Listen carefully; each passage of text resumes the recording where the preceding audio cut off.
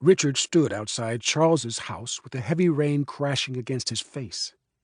A rain so thick that, earlier tonight, Charles appeared to vanish after exiting Richard's car, like he'd stepped through a wet curtain. The pair had had a decidedly weird night. Or rather, Richard was the one who suffered the strange.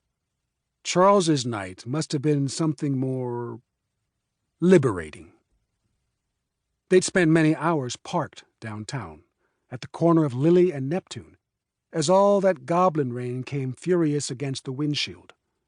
The wipers of Richard's Dodge Dart remained asleep, and the water poured down the glass like at the car wash on Sam Hatton Street. Charles unloaded some things he didn't feel like keeping secret anymore. Richard, the good friend, had listened. And now, long after Charles stepped through that curtain, and Richard was left with the story, Richard stood under that very rain, staring into the eyes of the life-size topiary of Charles himself. It was one of Wayne Sherman's finest, most gobliners agreed. But Richard wasn't thinking of the fabled proprietor of the hedges. Rather, he weighed whether or not he had to turn his old friend in to the Goblin police. He could phone Mayor Blackwater directly. That felt right, somehow.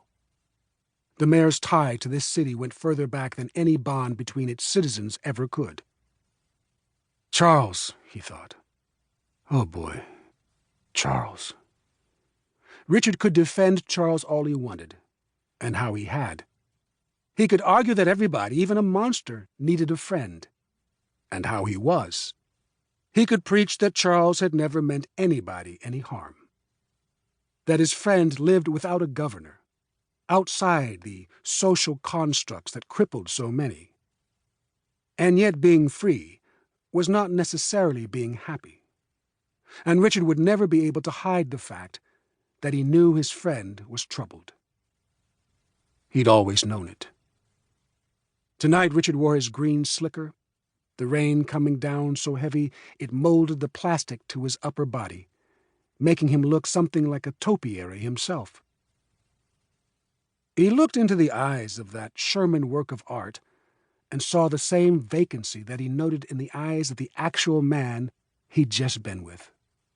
Did Wayne Sherman recognize this in Charles? When he lifted his shears to clip the leaves, did Charles's vacancy burn in his mind like it burned in Richard's now? Perhaps every topiary, marble statue, and plaster casting ever rendered had something of that same void. The void that Charles was. Richard closed his eyes, and when he opened them, the bush statue remained, Charles in nature. Charles's nature. Richard thought back. Charles wasn't the only kid Richard's mom advised her son to steer clear of. But it struck him as extra meaningful when, after seeing Charles, the 11-year-old, for the first time, she leaned in and said, "You must try to avoid that one, Richard." It was clear to everyone who met him that Charles was something problematic. Not the manic, destructive hellraiser or the conniving and enervated bully that unnerved so many adults, but the sort that even those types of kids stayed away from.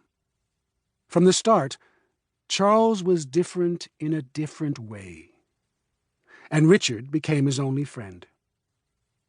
"You put me in a spot, Charles," Richard thought, staring into the deep green eyes of that Sherman topiary. Even by Goblin standards, the rain was fantastic, punishing, and Richard thought back, attempting to isolate Charles's history in a jar. The history he'd witnessed himself growing up in Goblin, through the years. There were scenes. High school parties where girls pulled Richard aside to ask him what was wrong with his friend. Times at Charles's house when Richard saw real and raw fear in the eyes of Charles's own parents.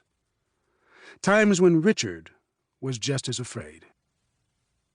Was there a singular moment, a beat or a bump, that could act as a finger and point to the story Charles had just unloaded in the car? Should Richard have seen this story coming? Staring into the dark green, leafy eyes of the false man before him, Richard thought hard about the real one. Yes, he knew there were scenes